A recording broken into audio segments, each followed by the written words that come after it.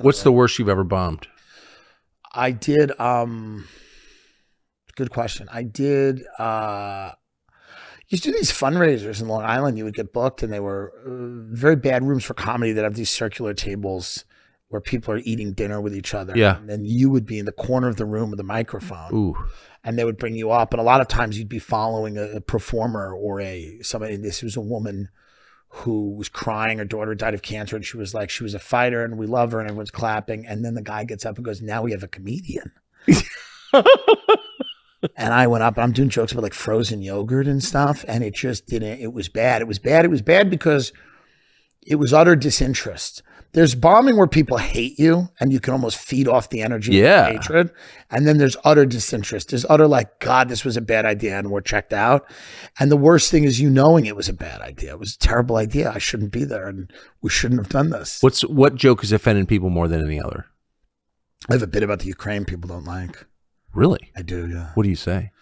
Well, I can't say it here because then no one will see me. But no, I'm kidding. It's what do I say? I say, what do I say? I say, I describe a scene where I say this guy Zelensky, you know, I said, I don't like him because he's ripped, he's good looking, and he wants money. There's nothing worse than a good looking guy that he doesn't know where to get any money. And I go, he pops up in the middle of the Grammy Awards when you're just trying to watch wet ass pussy with your children. Yeah. And I said, you called him into the room and you bring out your pregnant 12-year-old and she's twerking in the living room and your other kid comes out and they're nonverbal and they're just in the back kind of swaying. And then this guy from a country you've never heard of wants money. And I go, Vladimir Putin's maybe not a great guy, but so far he's asked me for $0. I agree. And you know, some people did not like it. They didn't like it? Some people didn't like it. Some people like it, but it's fun. You know, to me, it's fun. It's just funny, the idea of what a mess a lot of the people are in this country that we're asking for money. I know. And that makes me laugh. The idea that they're like, I'm just describing this crazy scene. And then they're like, wait, you know what I mean? It's just funny to me. It's just funny to me. The idea that it's like this, you got to get, you know, these people. So important. It's absolutely more important. It's more important than your own children. Yeah. So that was kind of the You've never been to Russia, right? I've never been. I tried to go. We went on a tour. We were in Finland, which is close, very close, right there, border. And I was standing in my hotel lobby going, I want to go to St. Petersburg for dinner. And the woman's like, we're a NATO country. I go, great. I would really like to go. I said, I'll fly private. I'll pay. She goes, no, you can't go to Russia. So, and then I think one of your buddies texted me, one of your guys said that, because I said, how do I get in? He goes, you have to go through a non-NATO country. You got to go through whatever, Turkey or Serbia. And I was like, that's a whole thing. So, but I wanted to go. I wanted to go to dinner. It's a great restaurant I wanted to go to. Are you going to go? I would love to go. Yeah. I mean, I've never been, but I like it. You know, there's tons of beautiful architecture and, you know, amazing restaurants. Architecture. Yeah. I want to go back. You should come. Let's go. I'm into it. Would your agent drop you if you went? No.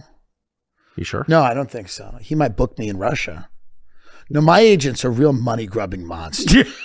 Really? He's a real monster. If you said to your I might be in Latvia on a corner like this, but with a microphone. But yeah, what were you saying? So your agent has never like had moral qualms with anything you do? My agent wouldn't know what a moral qualm was if you took out a dictionary and explained it to him. He's a good guy. He, you know, would it be his favorite thing that I was in Russia? Perhaps not, but he wouldn't drop me. Is there anything you could do that would make him drop you? Sure. Absolutely. You know, I mean, I think they drop you for all kinds of reasons, but I don't know. I would say the most dangerous thing for me to do that would get my agency to drop me would be to like assert my humanity.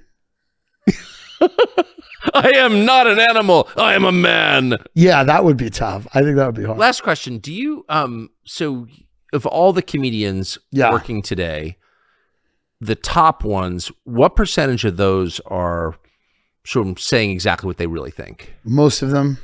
And I think that the really good ones are funny. And I think the most important thing is to be funny. And then, you know, a lot of times that comes from a place of saying what you feel. Yeah. And sometimes it comes from a place of creating great characters, and it can come from many different places. But certainly if, you know, you say what you want and you take ownership of it and you say it in a way that people find funny or interesting, that's the job. That's the only job. That's why it's a great job, is because it's really like the second oldest job, and the oldest job I don't think I'd be great at.